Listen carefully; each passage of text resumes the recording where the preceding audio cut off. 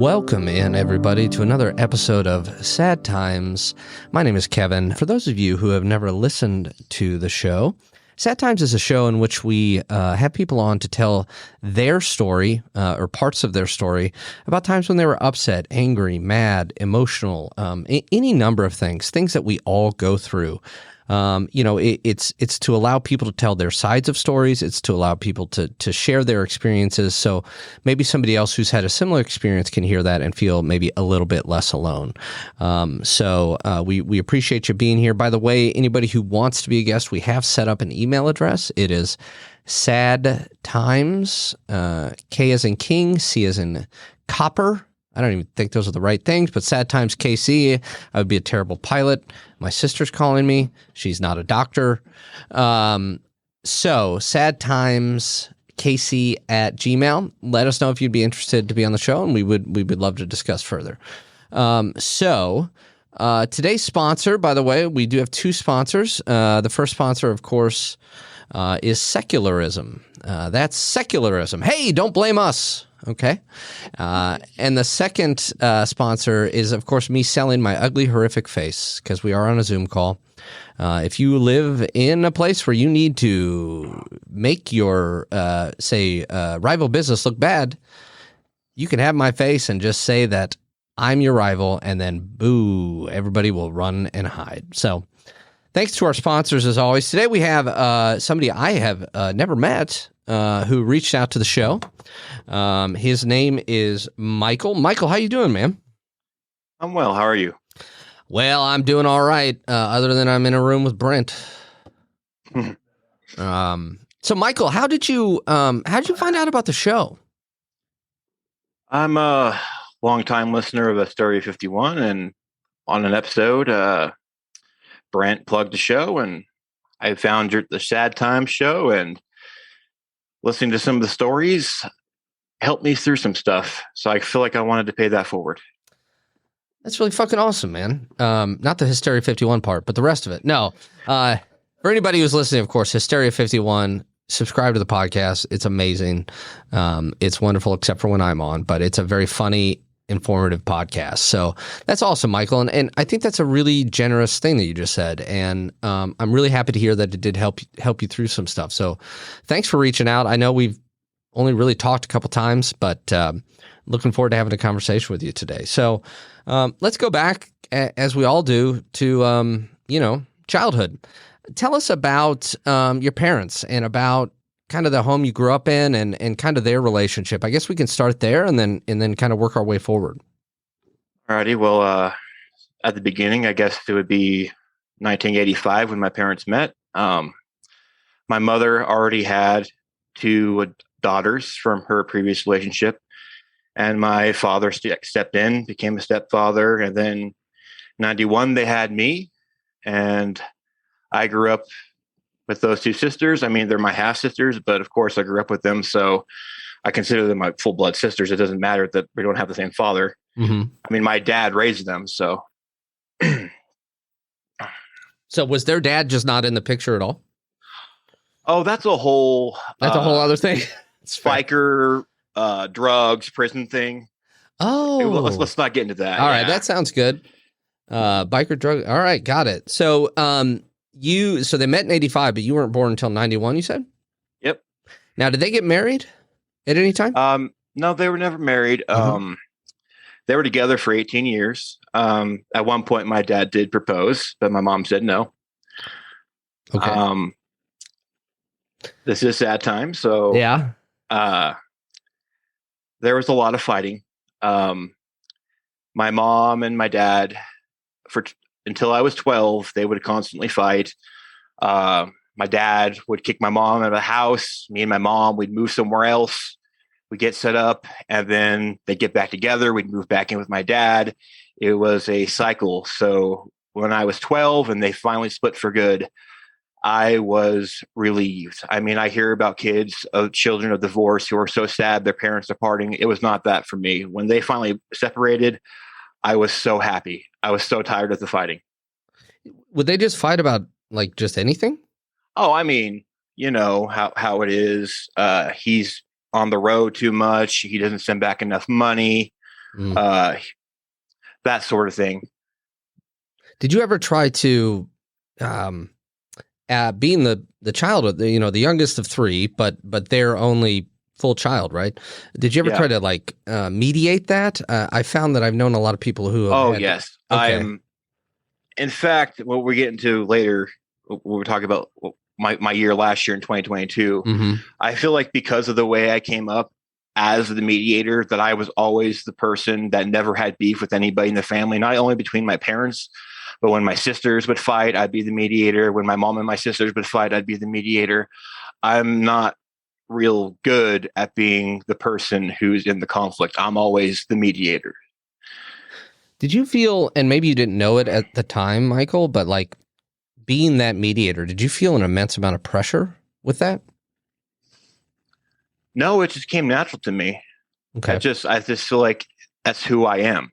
I don't like conflict, and I try to resolve conflict anytime I see it. Okay. And you said that, your parents would get in a fight and your dad would say, all right, that's it, you're moving out. I mean, would you have to find a place like that day? Me and my mom spent many nights in a hotel while she found a place. Wow. That is terrible. I'm so sorry. Yeah.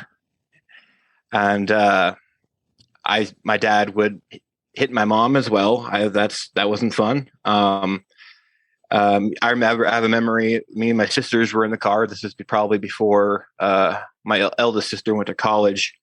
I guess, but that was in 2001. I remember watching through the window. I was sitting in the car, and my dad picked up a stool, and he was going to hit my mom with the stool, and she took it from him, and she hit him with it. And it's later that night. It's very blurry because I was very young. I remember my dad sitting on the bed crying because he was bleeding from being hit with the stool. He was crying, "Take me to the hospital." And you said you were very young. Did you say how old you were? I'm guessing this is probably around 96, 97. So it's probably like 6 or 7. Gotcha. All right. When Brent was 30. And so how old would your oldest sister have been at that time?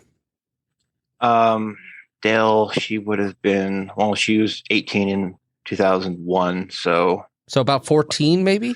Yeah. Wow.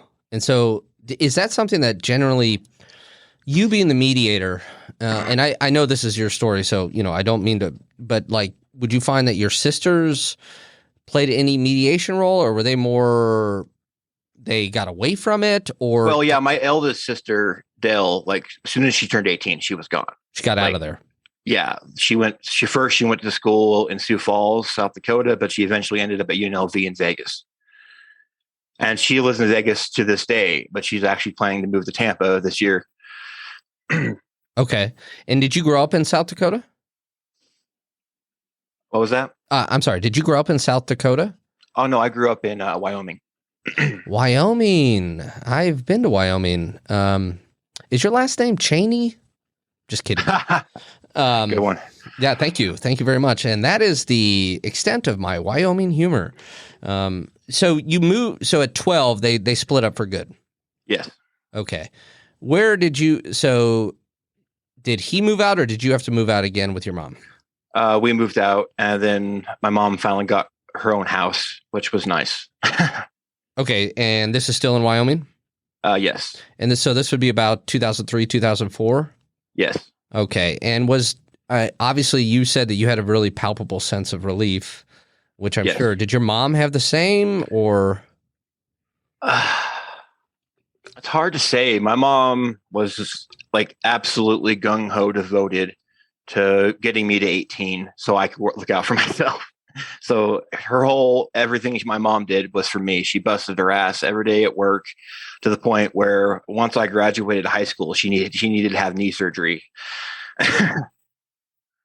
So basically what you're saying is she needed that for a while, but she put it off just to get you through high school. Yes. So she was probably in constant pain. Yes. And what did she do for a living?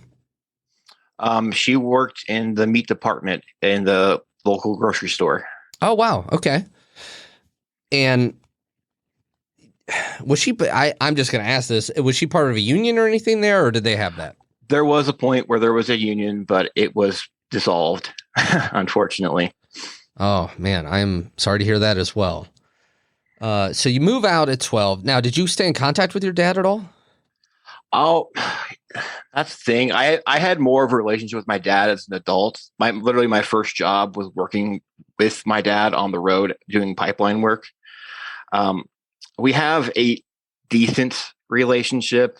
It's just he's a weird guy. Weird guy. Okay. So you do still kind of talk with him?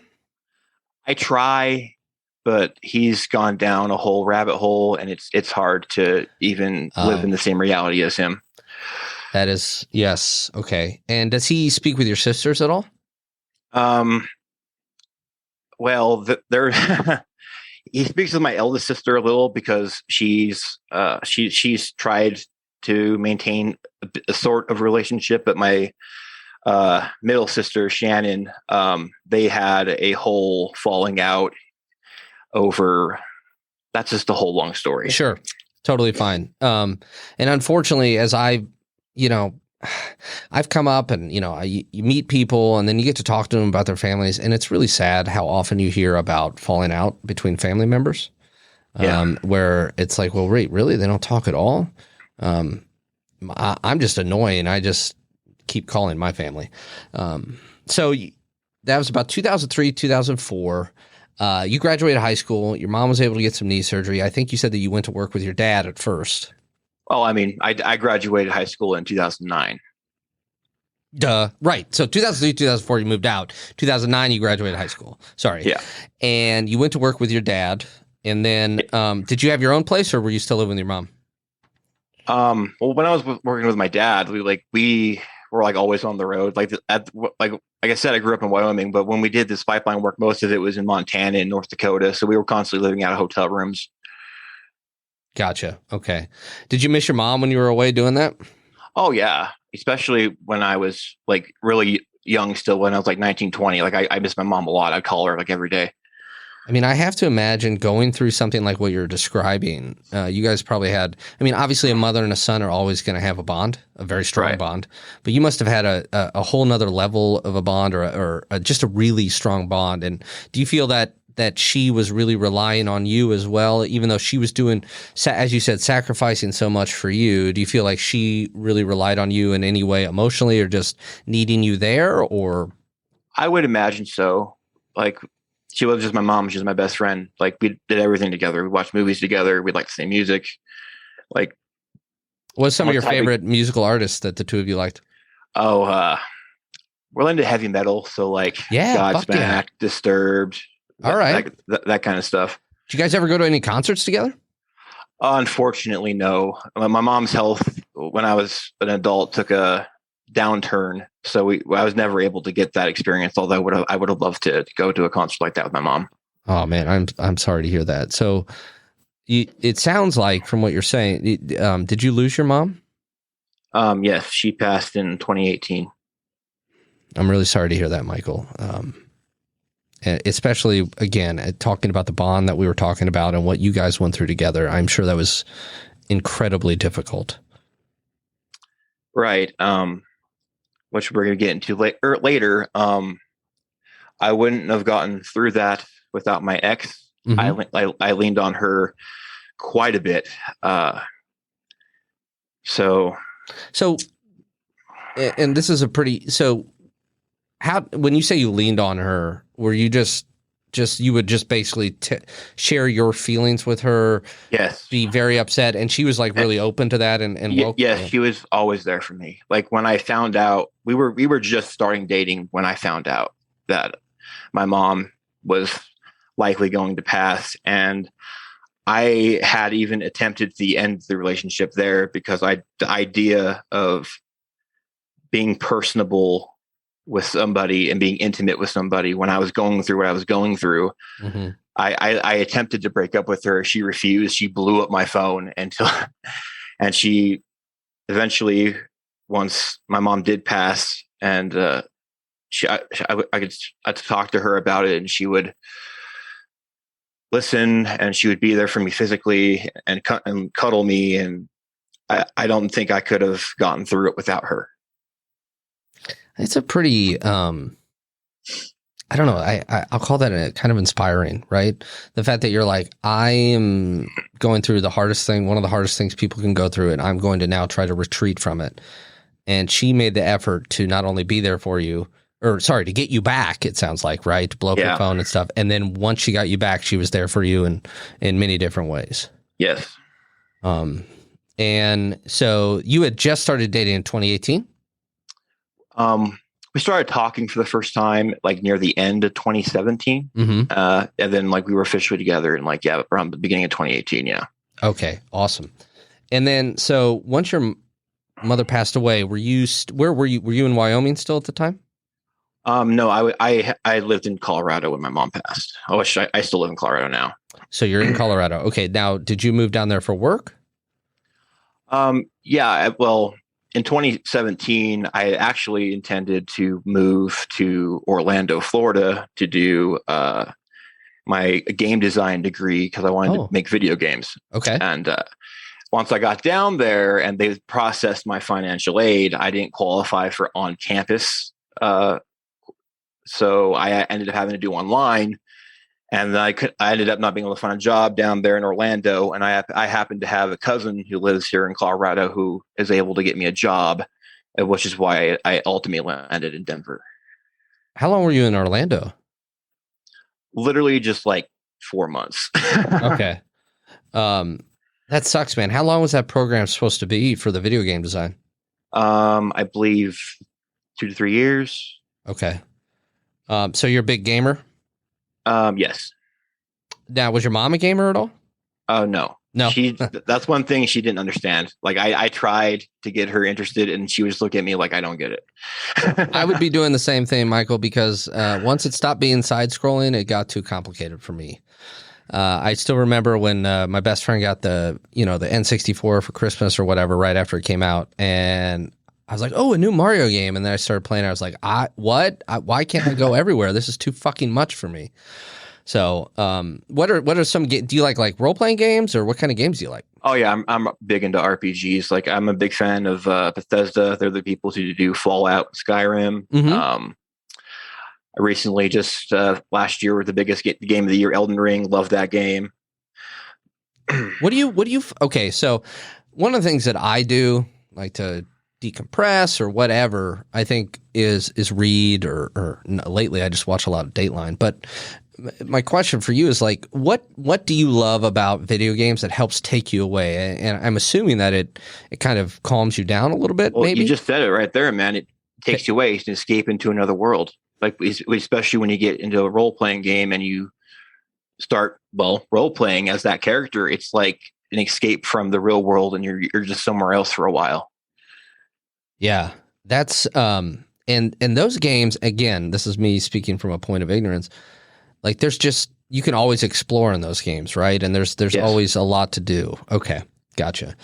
Have you found like a community of people by doing that? No, but it has been a bond for me and my best friend. My best friend, I grew up with him. We've been best friends since we were 6 or 7. And my only contact with him today is when we game online together. So you do the headset thing? Yes. Said the old man. You do the headset thing?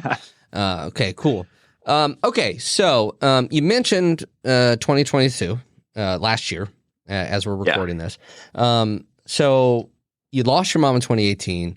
You tried to end your kind of new relationship, and your girlfriend was like, no, we're not going to end. And then she was there for you in really profound ways and helped you get through that. So let's fast forward a little bit to 2022. Why did you want to call out that year specifically? Because quite frankly, it was the worst year of my life. Everything I could have lost, I lost in 2022. And now this year, I need to build myself a new life. I guess I'll take it from the top. After what happened with me and my girlfriend, we moved in together. Christmas of 2019, we got engaged. And we kept having to move back with the wedding because we we were living paycheck to paycheck, and then the pandemic happened, and then that made things even harder. And going into 2022, she had gotten a new higher paying job, and so had I, which meant that the low income apartments that we were living in, we no longer qualified. So going into 2022, we both had higher paying jobs, where we were moving into a nicer place. Everything was supposed to be looking up, and so then you guys probably had to sign a lease. Yes, we signed a 12-month lease in February of 2022. It recently just ended. Okay. So literally the day we moved into the new place, though, I went out, I believe it was February 1st, to start my car. At the time, I had a 2008 Mitsubishi, I believe, and it didn't start. Like that's how the year started for me, and I had to take it in. No big deal though. Like I took it into the shop. Cost me a couple $100 to get it fixed, and I just kept telling myself, we're going to get through this. Everything's going to get better.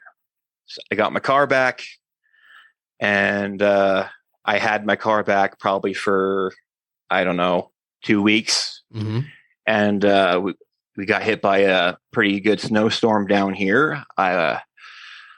I was on my way home from work, and I lost control of my car, and I careened into the barricade on a turning lane, and I completely totaled the axle of this vehicle. Were you hurt? I was not. It just the vehicle, but I literally had paid $2,000 for this car, and then when I had estimates to how much to fix it, it'd be about $4,000 to fix the car, so it was not worth it. Wow. Okay. I just want to stop for a second, because I want to pull up a few things that you've said that I think are really. I think you didn't mean, like, you just said them kind of nonchalantly, but they're very difficult things. One, living paycheck to paycheck. Yeah. So many fucking people do that. I've done that a lot of my life, from time to time. And it causes stress all the way down the rest of your life. Absolutely. And so if you're living paycheck to paycheck, right, you just signed a lease with your fiance, you got 12 months, and then the first day your car doesn't start. It's more than just like, oh, I can't go where I'm going. It's now I'm going to need to get this to a body shop or whatever you want to fucking call it. I don't know. I read books for a living, oh boy, God, Kevin. All right. Everything's fine. Hobby. Jesus. All right. So, and then you get it there, and God knows how much that's going to cost. Right. And then you have to factor that in. So is that something that was, how did you deal with the stress of things like that, living paycheck to paycheck, and then when things like that came up? Well, honestly, living down here in Colorado, I smoked a lot of weed. What is this weed you speak of? I'm just kidding. Brent, put that out. And so that, now, did you grow up feeling anxious and stuff? Yeah. There were even points in my childhood where teachers would recommend my mom that she get me on Ritalin. Did you ever take that? No, my mom was staunchly against it. Okay. And do you find that the weed, does it cannabis, does it help your anxiety? Oh, absolutely. Like it was a godsend for me. Me going into trucking here soon, though, I haven't been able to smoke for about a year. I miss it, but I gotta do what I gotta do. Yeah. So we'll get to that in a moment, the trucking, because I want to talk. I think a lot of people have to rebuild their lives, especially when they don't expect to. So I want to, I know that trucking is part of that. So we'll definitely talk about that. So you guys moved in February 1, 2022. Your car doesn't start. You take it to the shop. You pay your money. You get your car back. 2 weeks later, you total the car.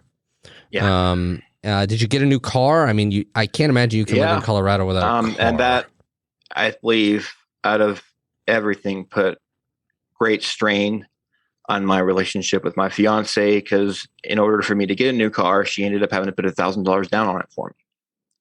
Mm-hmm. And I got this new car, 2016 Kia, and just trying to embrace it, Mm-hmm. I never thought I'd be a Kia guy. And a few months later, I believe I got the car in March, and then come June, I believe June 5th, I'll never forget it. It's the day my life changed forever. Like I said, a big gamer. That day, it was a Saturday. All I wanted to do was eat some Arby's and play some Elden Ring. So I went out to Arby's to get me some food, and in the drive-through, I get a text from my fiance, and she says that she needs me to go to the store and pick up a few things. I figure, all right, no problem. I pick up the stuff from the store. I'm heading home. And then I'm going through a light, and a car pulls right in front of me, and I end up T-boning them and careening into the barricade, completely totaling my new car. Wait a minute. I just want to make sure this is your second car wreck. Yes. And this is with the car that your fiance was generous and gave $1,000 to put down on. Yes. And how long had you had this Kia when this second wreck happened? 2 months. Okay, so 2 months. So were you hurt in this accident? Again, no, I was not hurt. Good. I'm very resilient. Sounds like it, man. But the car was done? The car was done. A couple days later, we heard they sent a insurance adjuster out, and they deemed the car totaled. Okay, now, did that mean that insurance would cover a new car? I got reimbursed for the car, but I had about $300 left over, so there was no way that I was going to be able to buy a new car with that. So what did you do? Well, at this point, it'd been a few days later, and I was laying in bed with my fiance, just trying to vent to her. Mm-hmm. And I told her, I'm so thankful that I have you, baby. And she turned to me and she said, well, you don't. I'm leaving you. What? Yes. She left me. Okay, so real fast, did you see any of that coming? In hindsight, I should have, but no, I did not. I never imagined that we would ever be apart. Like, words fail to describe how much I loved her. And even after everything that happened, I still do. Like, and so we had to go through this process now of trying to figure out this lease situation. Right. Because you're what, 4 months into the lease, maybe? Yeah, we're about 4 or 5 months into the lease. Yeah. And can I ask, did she give you a reason why she was? Oh yeah, we talked at length about it. Like I said, I liked the weed. She said that because of that, I feel like I was really lazy and I didn't pay attention to things that were happening to me. Like, I would get off work, come home, 420. That had become my life for a good three to 4 years. Like, I would just go to work, come home, get stoned, and be on the couch and just spend time with my fiance. Like, that's all I wanted. Like, I had no desire to do anything else. I just wanted to get high and spend time with her. Yet one of the reasons she gave that she was upset about was she said that I had abandoned her, because there would be times where I would like to have free time, and I had an office because I'm a writer, and I would not only just write in my office, I would also I had my Xbox in there, and there would be times where I would take a few hours and play Xbox. Mm-hmm. And like, she said that I didn't spend enough time with her, even though I literally made time for her every day. And then there was the financial troubles. After losing 2 cars, I was pretty broke, and she said she was tired of struggling with me. So, all right, I think I've lingered on this enough. Anyway. Okay, fair enough. So you guys come to the conclusion that you're no longer going to be together? Well, initially, my response was to run, because the idea of being there with her when she had made it clear to me that she had every intention to see other people was not something I wanted any part of. So in July, I left for 9 days, and I had intended to stay away.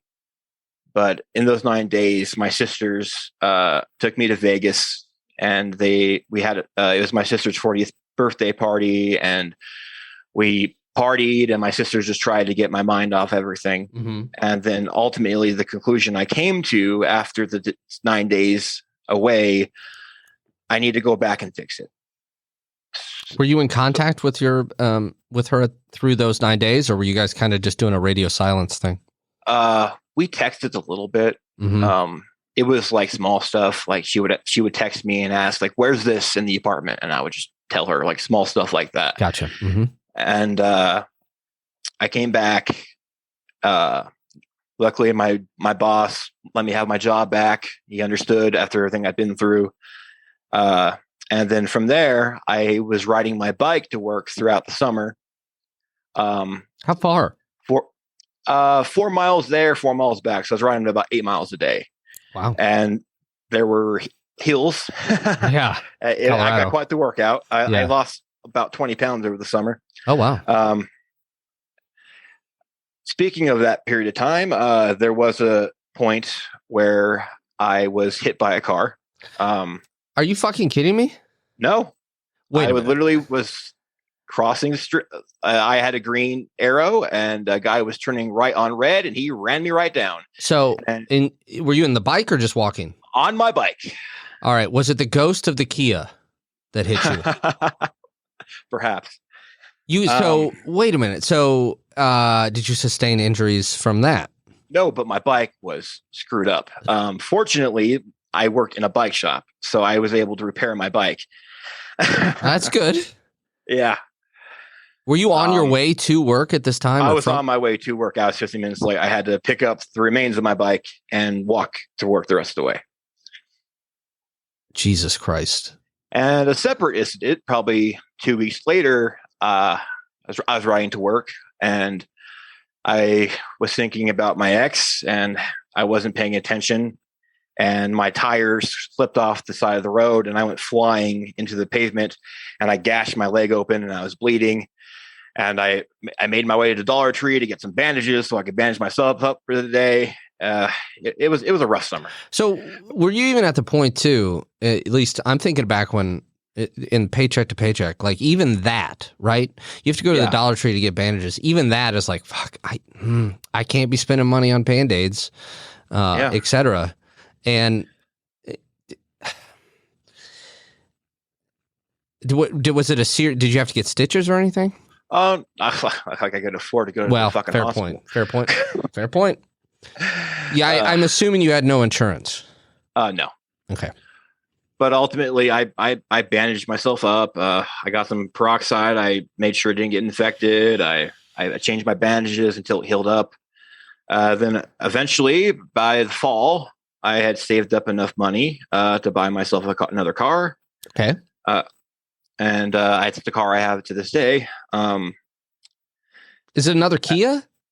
No, it is not. What kind of car is it? I'm a Chevy guy. I got myself a Cobalt. Okay, so I have to ask this. And sweet Jesus, if you say you got in another wreck, I'm going to be very upset. Have you gotten in a wreck in that car? No, I have not. Okay, and I don't say that to jinx you. I'm very happy to hear that.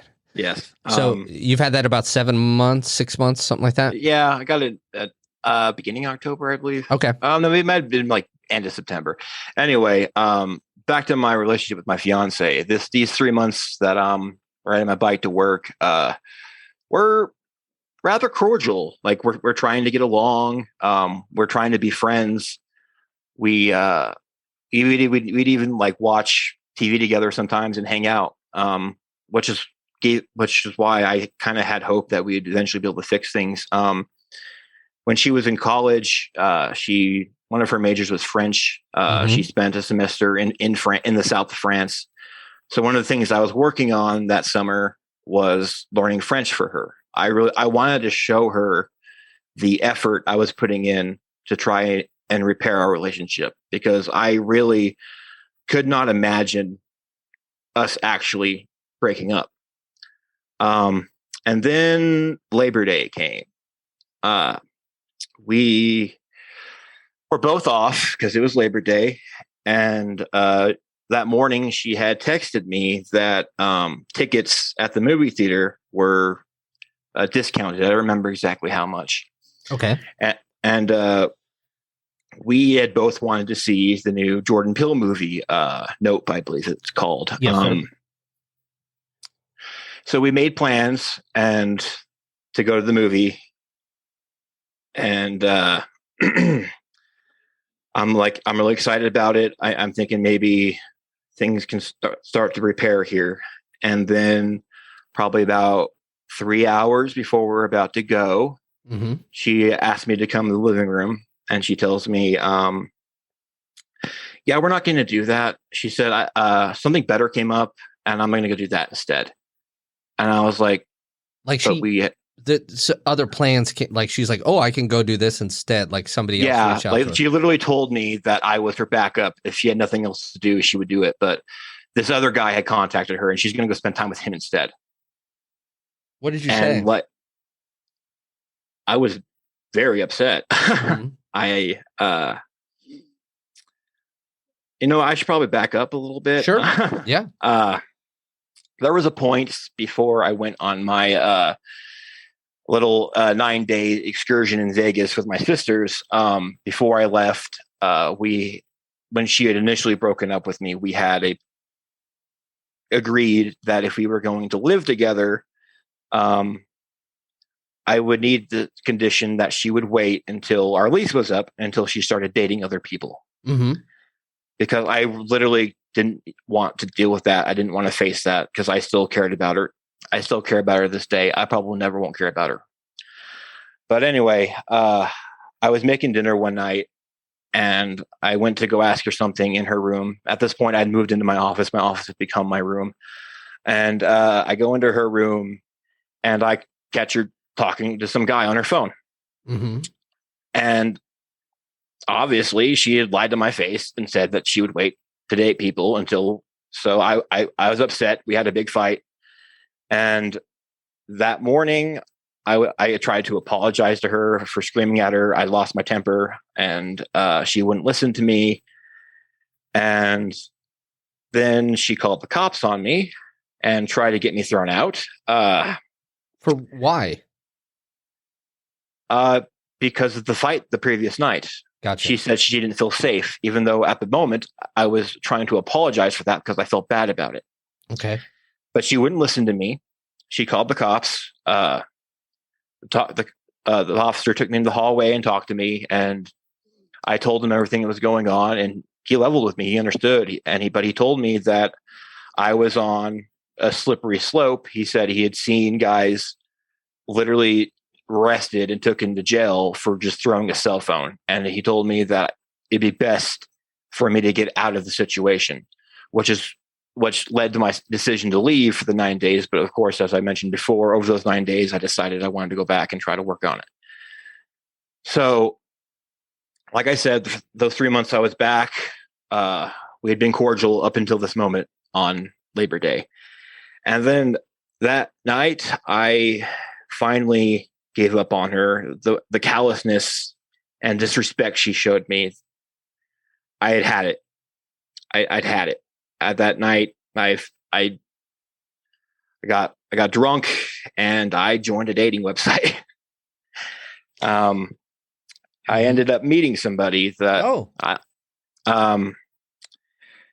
Thing is, I was really like looking for a rebound, and I met this wonderful girl. She was an artist. Her artwork was incredible. She was into video games and stuff like I was. Our first date, we had coffee, we talked, everything went great. We had our second date. Well, I guess our first real date, we went to the amusement park here in Denver. It's called Alichi's.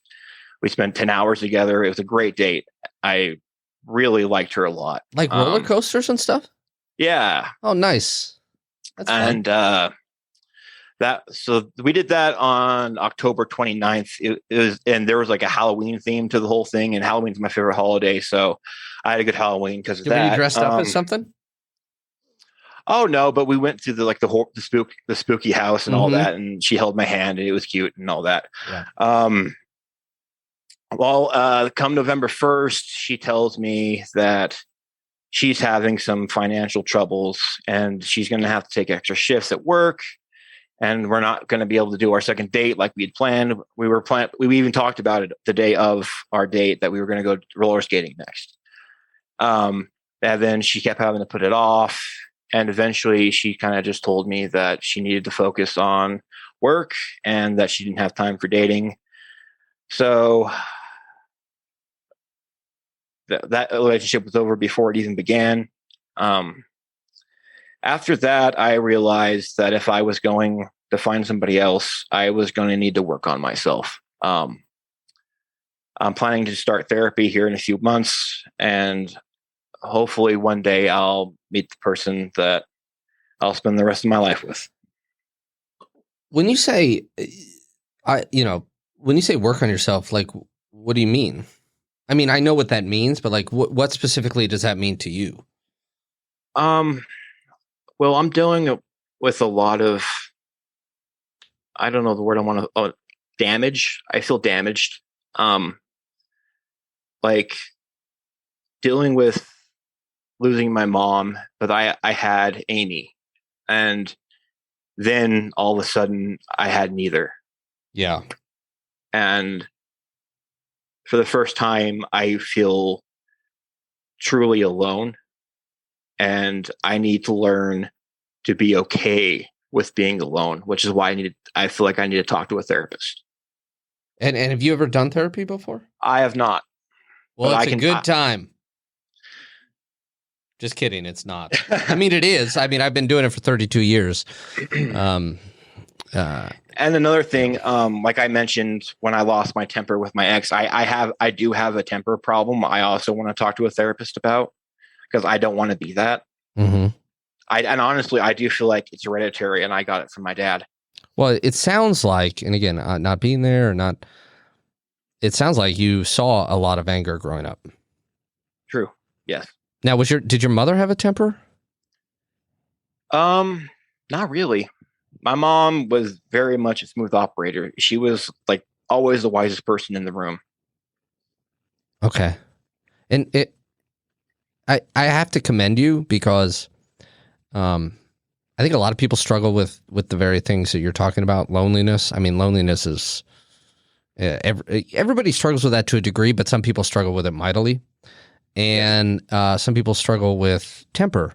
And both of those things, a lot of people won't, take the steps that you're doing to try to, as you said, improve yourself, better yourself, etc. Right. So I commend you for that, because that is, dude, it's not easy. And I was joking that therapy's fun, but the best therapy sessions are the ones that you get, at least in my estimation, you get out of the session and you're like, oh, I feel awful. But it's because you're just getting a bunch of, you're working through some shit, and it's not easy. So I commend you for that. So that lease is up, right? Yes. Yeah. Following the Labor Day issue, and once she found out that I was dating somebody else, things got real nasty.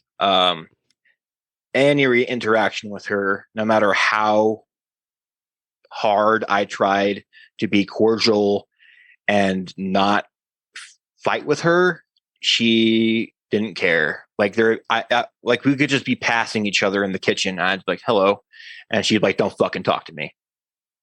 Like, that's the environment that I had to live with from September to February, and it really strained my mental health. And I've never been much of a drinker, but I was starting to become an alcoholic just to get through that. So you were always more of a guy who did, well, I think you said you haven't smoked weed in over a year, maybe? Yeah, I quit because literally after the breakup happened, I knew I was going to get into trucking, and I understand that they do hair follicle tests, what goes back months, which is why I did not know that. Yeah, I've completely stayed away from weed so that I can go into the trucking. Yes. What were you drinking? There would be times where I would just get like a 12 pack, but there would be other times where I would get like a bottle of vodka, depending on my mood. And did it provide you, at least temporarily, a relief from that same anxiety? It not on the level as marijuana, right? It's definitely not even close in my estimation. I would much rather smoke than drink, but that's what I had, and it at least took the edge off. Yeah, and I have to ask you this: how were your hangovers? I'm actually rather lucky. I didn't even get hangovers until I was over 30. The first time I got one was probably during that period. Were you like, what the hell is this? Yeah, pretty much. Now, where do you, so you moved out, I assume. Where are you living now? I've currently been staying at my sister's until I start my trucking school this coming week. That would be your middle sister, right? Because yes. Your oldest one lives in Vegas, right? Okay. Right. Siblings are great, even when they're not doctors. Yes. So that is a fuck ton of shit, Michael. Yeah. So I just want to, let's see here. Car wouldn't start. Car fixed. Car accident. Had to get new car. Car accident. Had to ride bike. On bike. Get hit by car. Had to ride bike. On bike, not paying attention, fall, hurt your leg, can't really go to the doctor, so you just kind of take care of it yourself. You're going through this breakup, and then you briefly date somebody, and that doesn't work out. Yeah. And then you kind of turn to alcohol because you can't, there's no weed, right? Right. So all of that, right? The worst year of your life, I believe is what you called it? Absolutely. None of the year even competes. Yeah. So tell me this is a really broad question. I don't think there's any right answer, of course, but like, what do you take away as you're starting to move forward from that, as you said, and rebuild? Like, kind of what do you think were there any positives about going through all of that? Like, what did you learn? Et cetera. I mean, that is a tough question. Thank you. And maybe you haven't learned yet by the, I feel like after what happened, I would probably want to take away to not trust like I do. But that's not who I am. I trust people. I don't think I could ever just be as cold as my ex was towards me. Like, it was like a switch flipped in her brain, and that everything we had, the 5 years we were together, meant nothing to her in just like a second. And like, the idea of like maybe not trusting, like, just seems wrong to me after what I went through. But like, I guess if I had to learn a lesson, it would be that, to be less trusting. Yeah, I can understand why one would, but I love your impulse to say, but that's not who I am. I don't see it. Yeah, that's hard, man. And have you leaned on your sister a lot? Like, just not even as your sister, but just as a friend? I've talked to her a little bit about it. I haven't like completely unloaded on her because I don't want like to overwhelm her. I'm saving a lot of that for the therapist. Yeah. So for anybody out there listening, I've gone through years myself similar to this. Now, with way less cars. Luckily, the worst year of my life, I didn't have a car, so that part was that didn't happen, right? But I had a bunch of other bullshit happen, and it just difficult things. And I don't mean bullshit. That's a crass way to say it, but What would you say to somebody who might be listening now, who might be going through something just as kind of unrelenting as what it sounds like you went through? Keep going. I hate to be the guy in quote a television show, but I was recently watching the season finale of The Last of Us on HBO, and something the main character said that really resonated with me. Mm-hmm. He said, even though you feel like you're at an end, keep going, because one day you'll find something else to fight for. Yep. And that's based on a video game. Yeah. Did you play that game by any chance? I'm an Xbox guy, so unfortunately I missed that. It's a PlayStation exclusive. Oh, it's a PlayStation? Okay, gotcha. Yeah. Wow, I had no idea. There's also a great Churchill quote. All right, it's attributed to him. I don't know if he ever said it. He's probably hammered on brandy at like 10 in the morning. But if you're going through hell, keep going. Oh, yes. I think of that sometimes. And then one I quoted earlier today is Bukowski, a writer and poet. He said he has a book called "What Matters Most Is How Well You Walk Through the Fire." And I think you sharing. I'm sorry. That's a great quote. Yeah. I think you sharing your story for people who may be going through, again, it's not going to be exactly similar, but people have times in their lives where it's just like one thing after the other. And it's like, what in the hell? And the fact that you have come, one, what you said at the beginning of the show, where you came on, and you're like, oh, I've listened to your show and I wanted to pay it forward. You wanted to give back to people and share your experience, which is kind of the whole goal, right, of Sad Times. That's an amazing thing. Two, that you're, as we talked about, you said, I would like to go and work on myself and that. Three, you're about to start a new job or a new career. These things are not easy, Michael. And I think if you have a minute, not now, but at some point, maybe reflect and just say, hey, I'm doing it. I'm doing my best. All you can do. Yeah. So I really commend you for coming on here, for telling your story, for sharing that. Is there anything else that you wanted to add before we were to wrap up? I wish I had something more profound to say, but no, that's all I got. Well, we'll leave that profound shit to Bukowski then, I guess. That's kind of my saying. Well, Michael, thank you for reaching out to us. Thank you for being on. Thank you for having me. Yeah, of course, man. And, to everybody who's listening, kind of always try to end the show with this. Something I try to remind myself is there's always room for kindness and grace, no matter the situation. And one way that I try to remember that is with myself. I'm obnoxiously mean and hard on myself, mean to myself. And I try to remember, hey, I can be kind to myself too. And I think it's just important for all of us to remember. And, Michael, thank you again for being on the show. And we wish you all the best. Thank you. And we'll see you next time on Sad Times.